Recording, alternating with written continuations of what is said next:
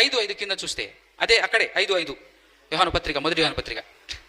యేసు దేవుని కుమారుడని నమ్మవాడు తప్ప, అంటే తప్ప అని మాట్లాడుతున్నాడంటే ఈ తప్ప అనే వర్డ్ 3 చోట్ల వాడాడు బైబిల్ మొత్తంలో.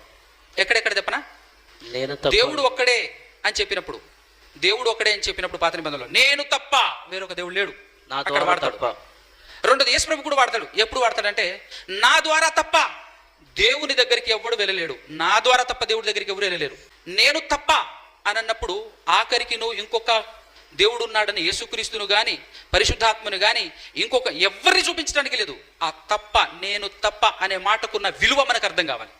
అదేవిధంగా యేసుప్రభు చెప్పాడు నేను తప్ప, నా ద్వారా తప్ప అని అన్నప్పుడు ఈ యేసుప్రభు దగ్గరికి రాకపోయినా ఇంకొక దారిలో కూడా నేను వెళ్తా, ఇంకొక దారిలో కూడా నేను దేవుని దగ్గరికి చేరుకుంటా అనే ఆప్షన్ ఏమైనా ఉందా?